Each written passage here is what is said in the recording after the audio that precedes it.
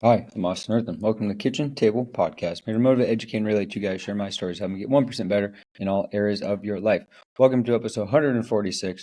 This week, we're going to be talking about a quote of the week. We're going to talk about where I got better this week and also where I saw God this week, kind of going hand in hand. If you're new here, that's kind of what we do. Appreciate you guys tuning in. Without further ado, here we go. So, quote of the week this week is going to be talking about planning versus preparation. So planning is when we think that everything's going to go right, whereas preparation is preparing for what could go wrong.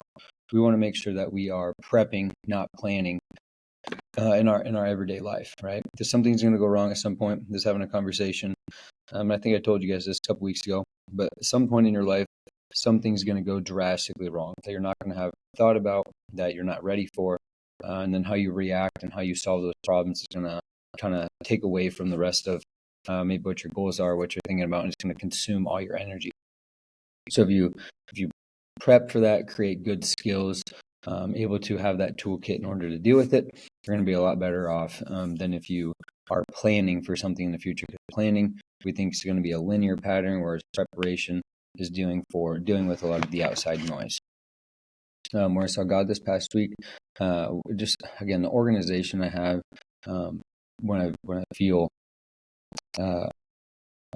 uneasy, I feel anxious. Having the organization and being able to switch my mindset and just calm down and know that I have everything wrote down in order gives me some ease about what I am going to do and be able to switch gears, turn brain on and off versus what I'm doing, and be able to stay present in that. Something that I'm working on and hopefully I'm going to continue to improve at.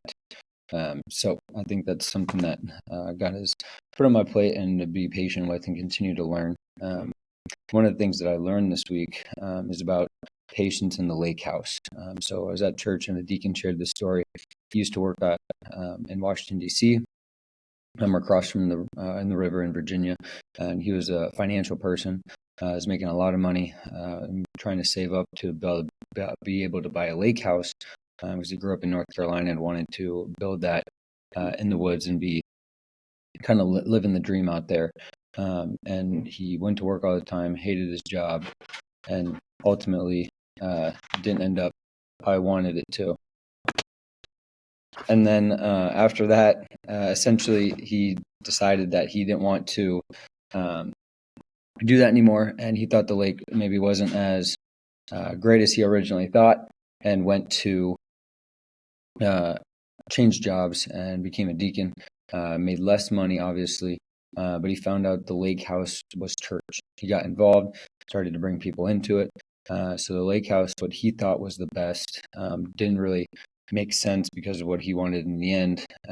Was just to have that kind of house, but it wasn't about the house. It was about bringing people to God and bringing people into the life, spiritual life, and that was his lake house. The church was his lake house. That's where he felt the most ease, felt the most passion, felt the most peace.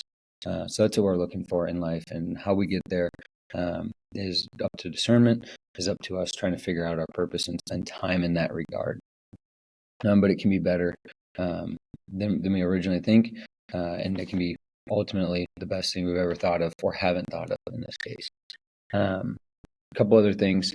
Sports psychology wise, something I learned this week is, if you guys watch the Trey Turner documentary on Netflix about turnaround Philadelphia season, one guy just on Instagram and Facebook and all this social media said, "Hey, today when Trey Turner gets up, we're going to clap for him because he's been in a slump," right? And they rallied around him. So what can we do to rally around people that are in our team, that are in our unit, that are in our pod, to make them have better days? Trey Turner went on the best run of his life, had 16 home runs in a month, which is the best he's ever done, and helped the Phillies to make the playoffs. And so every game was dedicated to him that weekend. They had a bobblehead weekend of him. They clapped for him, and that brought his spirits up. So what can we do to build other spirits up, or what do we need to focus on in our life to build that spirit up? And so I think that was a good thing to learn about. The other thing, this is kind of a silly one here, but I learned about Bryson DeChambeau. I watched his YouTube video, and he bought Kirkland clubs from Costco, and he couldn't drive the ball as well, about 40 yards less. Couldn't hit the wedges as good, didn't putt as well because it wasn't catered to his weight and his stance and his height. and he just was a little bit off. So thinking about two things here, you can take this two ways. One is, are we preparing for things that are not going to be perfect? Again, are we planning versus preparing, right? And again, I think of people like PGAs, they always practice in the best golf courses, right? They're the nicest. But what happens when there is terrible rough that's uneven, or there's dirt patches? They have to practice those.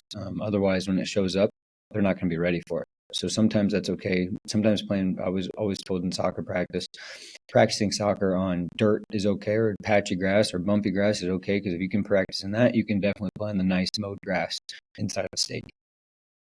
So Bryson's clubs didn't work as well. So are we preparing for the worst, or are we just taking things easy? When I was kicking, we would do like bad hole drills on purpose to make sure we were able to kick bad holes, right? Because it's not always going to be perfect. The other thing that I was thinking about for this is, when you get to a higher level, now this is most of us that are not there yet, but the 1% of us that are there, how do we get that extra 1%? And again, we only need this if we're in the top of whatever, or we're plateauing. Maybe that's when we take the next step. Bryson is so locked in, so precise with what he needs, that he needs clubs to specifically fit him, and that helps him to do better. So when we get things that fit our mold, and we get people in our business that are going to help it move forward, we get people on our team that are going to help move us forward as a program, that's going to be a lot better. When we start talking to the people, putting people in our corner, they're going to help us get better mentally, physically, socially, all those types of things, we're going to be better overall. So take a reflection, take some time to think, what is that for you? What does it look like? And do you need that or not? And then the last thing I thought that is super interesting to me actually is, Trump has rules at all of his parties, right?